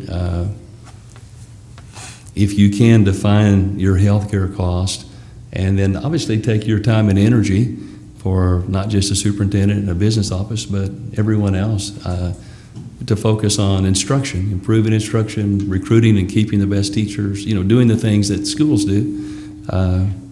It should bring you the results you want, because I know your mission. It's on your webpage. You know, I remember reading it, and I know what you want to do for every child, and they were so beautiful tonight. I know that every child wants to have the success we saw tonight. One way to do that is to ensure that you are attracting, retaining, and rewarding the best teachers. One way to give those raises, obviously, is to define your healthcare costs, lock it in. Then you can do these other things I know you want to do. But I'm not here to advocate one or the other. My role tonight is to simply show you the methodology that TEA is using today and let you know that's changing to the first, and be prepared for first to be a lot more rigorous than not many schools that got superior ratings the last few years. We'll be getting not as many for sure. Probably half of them will not. So it is something to be aware of. But you're really looking at a much more important issue, and that is strategically improving fund balance, looking critically at your pay system, moving to ensure your staffing ratios are balanced. You're doing a great job on having a balanced budget and hitting that. That's where I usually see them not hitting it. You hit it, but that unplanned health cost caught you. And so a way, if you can define it and control it and predict it, it just brings safety and security to the district. And that's where you are. And I know how difficult this is for you as far as the decision. But I sincerely, as I pulled in today, just drove into this community, I just kind of relaxed. I was so glad to be here. And I know you're working so hard, but I know your expertise, I know your hearts, and I know you're going to be successful. I believe this. I'm confident of that. So, again, I look forward to seeing you again real soon. Dr. Butler, can I ask you one more question? Since you've been a superintendent in the past, are there any strains on self-funded as far as any strains on our personnel from being self-funded to TRS? Are there strings connected to that? Strains. For example, additional personnel, additional process and procedures that may be imposed on our the financial component of a self-funded versus a TRS? Well, I know when employees leave, there's a COBRA 18-month requirement.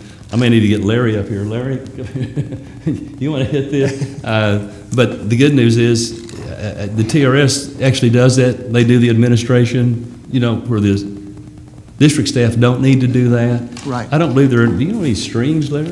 No, you got to do a re-enrollment. That's it. You got to do a re-enrollment. Yeah. And they'll send a check every month to TRS, just like they're sending to your current company, telling these are the people that the money's for, and that's it. So, well, let me clarify the question. As compared to a self-funded program, what are the intricate parts of a self-funded program versus TRS? That's my question. Self-funded program is much more complex because you own the program. You're hiring a TPA, a third-party administrator, to administrate this program for you. It's your program. You determine how much money you're going to put in, you determine how much money you're going to charge the employees, and then you make a transfer at the end because it's self-funded, and you say, we're going to make up the difference. You can go as far as, you know, this is a thing, federal law does state the minimum things that have to be covered, so you have to cover those things. But then you cannot cover other things. And you can, when you get to the prescription drugs, and then there's formulary and non-formulary drugs, and then they're off the formulary. And you've seen some of the prices of those drugs. Hepatitis C came out. We can cure hepatitis C finally for $80,000 for the medicine. Wow. One person. So, and that's just one. There's some of the targeted cancer drugs that out there that even cost more than that. And it's not required that you do that. So it was self-funded. It's totally your thing. I don't know how aggressive you've got. Usually you get a consultant that is an expert in that and will design a plan that you can afford. And then you self-fund an affordable plan which you can afford. Now, you can take the same plan you got right now, tighten it up, change the co-pays. That's another part of it. You know, change the deductibles. And it's pushing the money back and forth. Who pays? And right now, the district is paying. You know, the gentleman said $600 and some last year, and 13-14, that $14 million, when you divide it by 12 months and then divide it by 1,538 employees that were participating, I believe it came out that you paid at the end of the year $681. You only budgeted $330. Now, if you'd have budgeted 681 or 700, well, wouldn't be no crisis because you know you were going downhill. It was no surprise.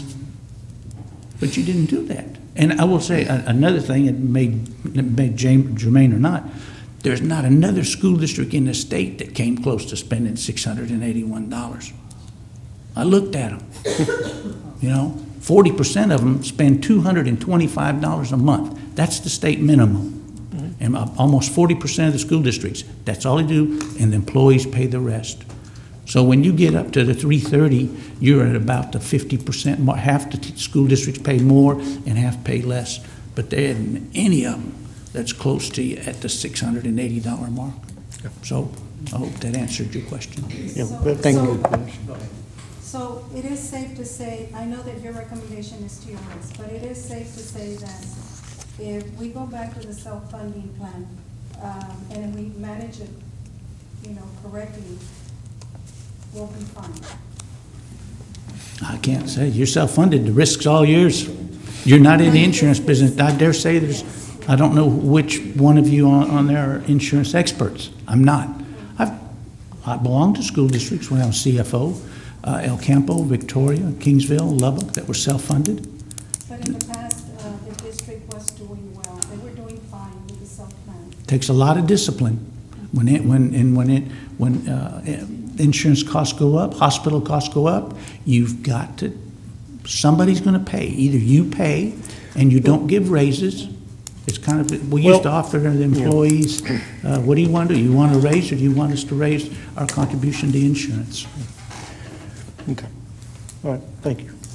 Thank you very much. Thank you. Listen, best wishes to you as you work this through. And again, I really mean it. It's so good to see each of you. Really. Thank you very much, Mr. Brooke. Item number 7 is public comments. Do we have anyone registered for public comments? Nope. In order to promote efficient meetings, the board may act upon more than one item by a single vote through the use of consent agenda. Consent items placed on the agenda shall be marked with an asterisk. Consent items are items for which no board discussion is anticipated and for which the superintendent recommends approval. Prior to the time of the approval, consent agenda is had. At the request of any member of the Board of Trustees, any item on the consent agenda shall be removed and given individual consideration. Under Business and Finance, request to approve to extend the depository service contract with Frost Bank an additional 2-year term. 1503A2, request for approval of certificate of resolution regarding TRS active care. Question? Question. Request for approval of 2014 budget amendments. 1503A4, request for approval of 2014 budget transfers.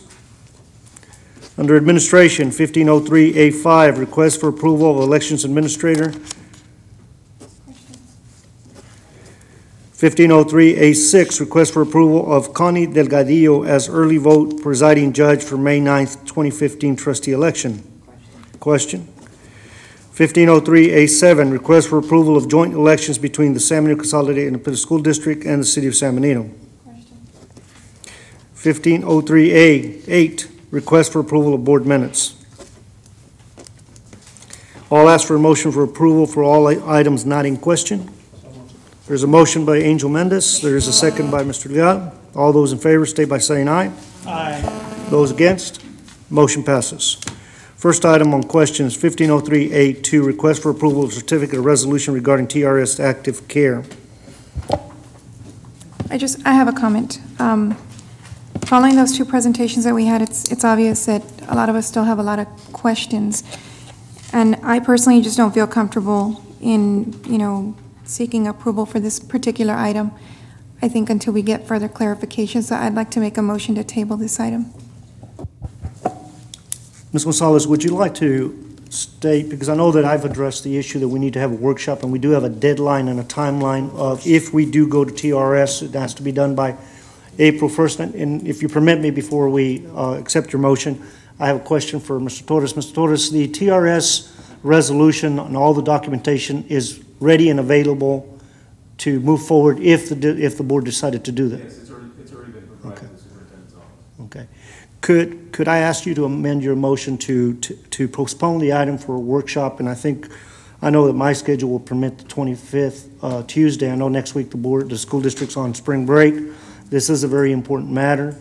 Could I ask you to amend your motion to include a set workshop on not only the TRS, the health plan, but also any reduction in force issues and any plan to pull the district out of this? There's a motion with amendment to set a workshop for March 25th, and I'll say 6 p.m., to discuss this matter further and to discuss all other reduction in forces. Is there a second to that motion? There's a second by Mr. Mendez. All those in favor state by saying aye. Aye. Those against?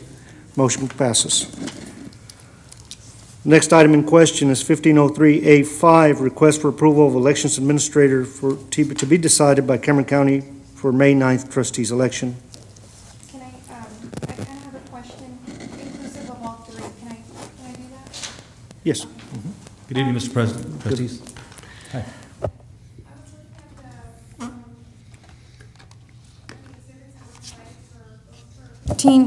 3A-5, A-6, and A-7. And I just have a couple of questions when it comes to the elections administrator. I know that that's to be determined, correct?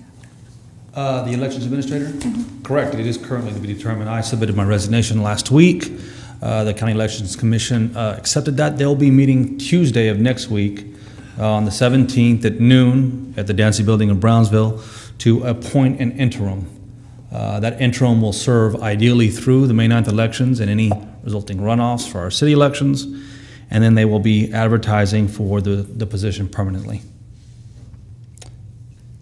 And may I add, Trustee Gonzalez, that my last day as election administrator is a month from tonight, so April the 10th, a Friday. Okay, and then on my second question is Connie Delgadillo. Is this person affiliated with the city or the school in any way? No, not to my knowledge. More and more specific to the point, she is eminently qualified to be the early voting in-person presiding judge at the early voting site. And I know this bleeds into that third item, A-7. If the district agrees to go into the joint agreement with the city, part of that joint agreement is having one one early voting location, and that's at the community building just down the street. She is our presiding judge during primaries, runoffs, and general elections at that building. She knows it inside and out, and she knows how to conduct voting at that place. She was our first person to go to for presiding judge for early voting.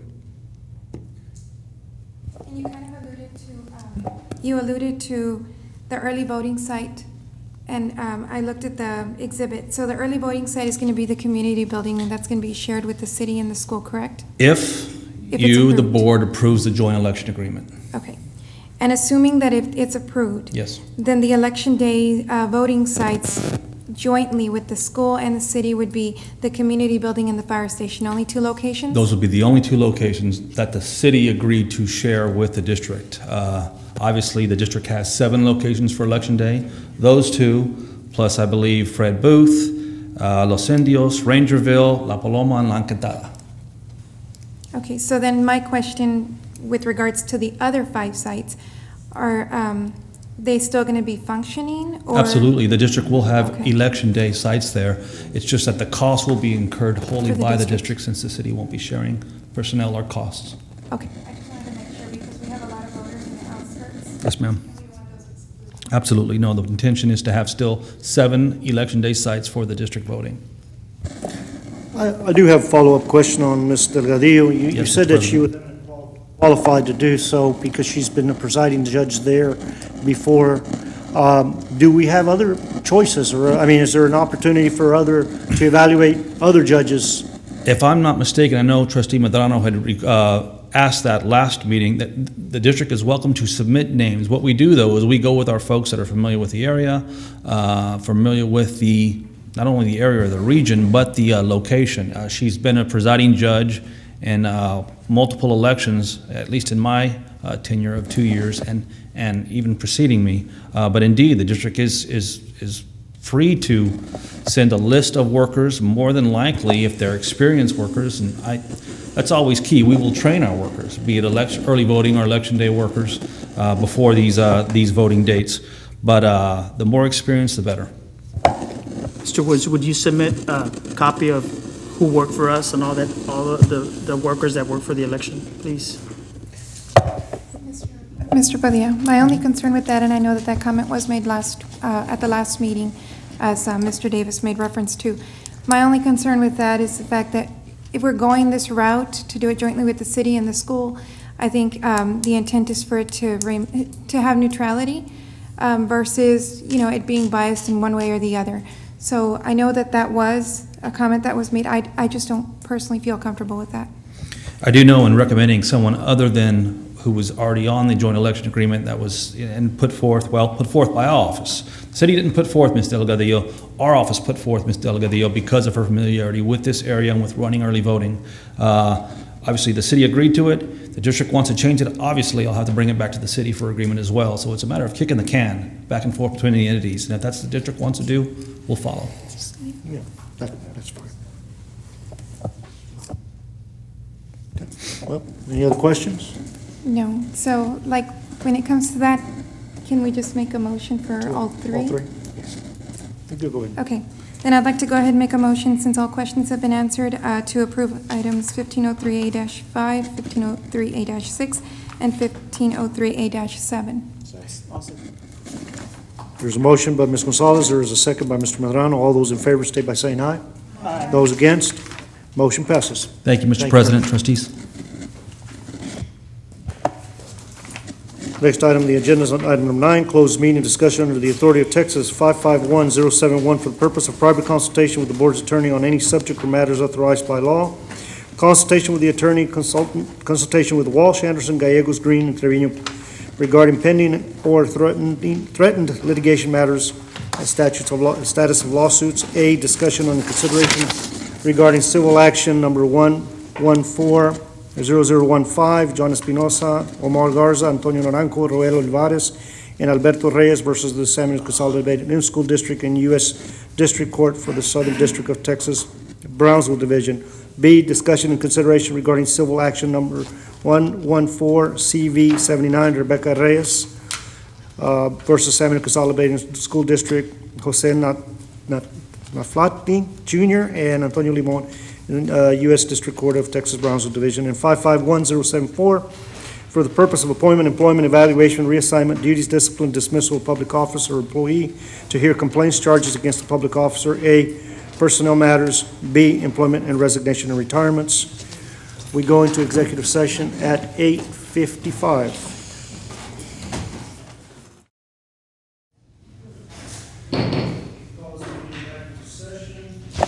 It is 9:39.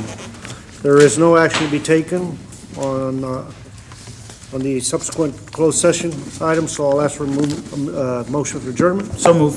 Motion by Mr. Medrano. Second by Mr. Leal. All those in favor state by saying aye. Aye. Adjourned. Thank you very much.